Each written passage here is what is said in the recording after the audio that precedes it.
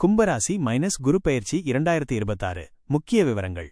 தேதி ஜூன் 2, 2026. பெயர்ச்சி மிதுன ராசியிலிருந்து கடக ராசிக்கு. உங்கள் ராசிக்கு 6ஆம் இடம் குரு பகவான் மாறுகிறார். நிலை உங்கள் ராசிக்கு 6ஆம் இடமான ருண ரோக சத்ருஸ்தானத்தில் குரு பகவான் அமர்ந்து உச்சம் பெறுகிறார். 6இல் உச்ச குரு தரும் பலன்கள். எதிர்ப்புகளை வெல்லும் காலம். பொதுவாக 6இல் குரு மறைவது சாதகமில்லை என்பார்கள். ஆனால் கும்பராசிக்கு அவர் 2 மற்றும் 11ஆம் அதிபதி, தனம் மற்றும் லாப அதிபதி. அவர் உச்சம் பெறுவது விசேஷமான பலன்களை தரும். 1.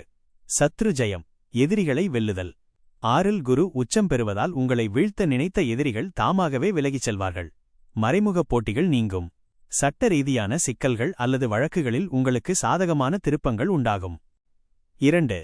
ருண நிவர்த்தி. கடன் தீருதல். நீண்ட நாட்களாக உங்கள் நிம்மதியை கெடுத்துக் கொண்டிருந்த கடன்களை அடைப்பதற்கான வருமானம் வந்து சேரும்.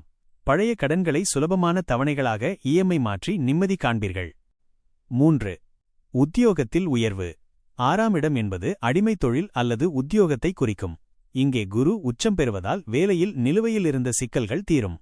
கடின உழைப்பிற்கு ஏற்ற அங்கீகாரம் கிடைக்கும். 4. குருவின் பார்வை பலன்கள். ஆஸ்பெக்ட்ஸ். 6இல் அமரும் குரு தனது பார்வைகளால் உங்களுக்கு பின்வரும் நன்மைகளை செய்வார். 10ஆம் இட பார்வை. 5ஆம் பார்வை. உங்கள் தொழிலில் இருந்த தடைகள் நீங்கும். புதிய வேலை தேடுபவர்களுக்கு சிறப்பான வாய்ப்புகள் அமையும். 12ஆம் இட பார்வை. 7ஆம் பார்வை. சுப விரயங்கள் உண்டாகும். அதாவது வீடு கட்டுவது அல்லது ஆன்மீக பயணங்களுக்காக பணம் செலவிடுவீர்கள். வெளிநாடு செல்லும் முயற்சிகள் வெற்றியடையும். 2ஆம் இட பார்வை. 9ஆம் பார்வை. இது மிக முக்கியமானது. 2இல் அமர்ந்து உங்களை தடுமாறச் செய்யும் சனியை குரு தனது 9ஆம் பார்வையால் பார்க்கிறார். இதனால் சனியின் தாக்கம் குறைந்து குடும்பத்தில் அமைதியும் பொருளாதாரத்தில் ஸ்திரத்தன்மையும் உண்டாகும். கவனிக்க வேண்டியவை. 6இல் குரு இருப்பதால் ஆரோக்கியத்தில் மட்டும் சிறு கவனம் தேவை. குறிப்பாக கொழுப்புச்சத்து மற்றும் ஜீரணம் தொடர்பான உபாதைகள் வராமல் பார்த்துக்கொள்ளவும். பரிகாரங்கள். தட்சிணாமூர்த்தி வழிபாடு. வியாழக்கிழமைகளில் தட்சிணாமூர்த்திக்கு மஞ்சள் நிற மாலை சாத்தி வழிபட கடன் சுமைகள் குறையும். பைரவர் வழிபாடு. தேய்பிறை அஷ்டமி நாளில் பைரவருக்கு மிளகு தீபம் ஏற்றி வழிபட எதிர்ப்புகள் நீங்கும். தானம். ஏழை நோயாளிகளுக்கு மருந்து வாங்கித் தருவது அல்லது மருத்துவ உதவி செய்வது குருவின் அருளை முழுமையாக பெற்றுத்தரும்.